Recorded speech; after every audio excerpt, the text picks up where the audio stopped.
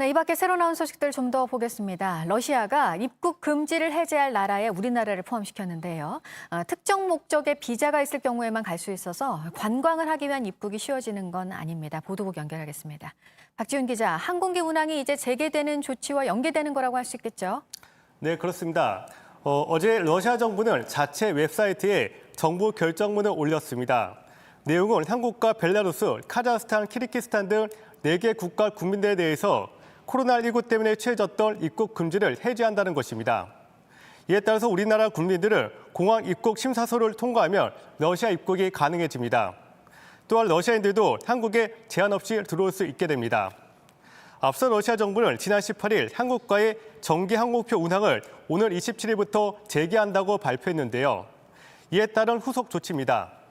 하지만 러시아 입국은 비자가 있어야만 가능합니다.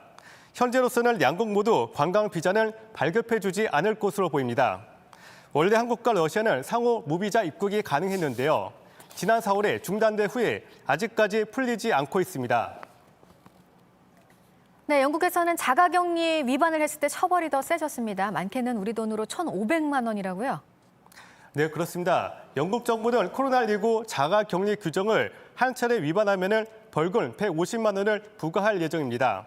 하지만 여러 차례 위반하거나 고용주가 자가격리 중인 직원한테 해고 위협을 하면 최대 1,500만 원 벌금을 부과합니다.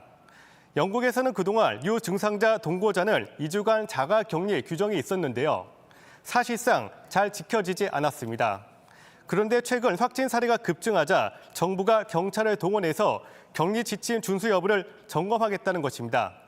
19일 현재 영국의 하루 신규 확진자 수는 4,422명이고 사망자는 27명입니다. 마지막으로 오늘 새벽 4시 반쯤에 서울 제기동 청가물 시장에서 대형 화재가 났다는 소식입니다. 불은 통닭집에서 시작된 걸로 보입니다. 현재까지 진화 작업이 진행 중인데 점포 67개 가운데 9개가 소실됐습니다. 다행히 인명피해는 없습니다.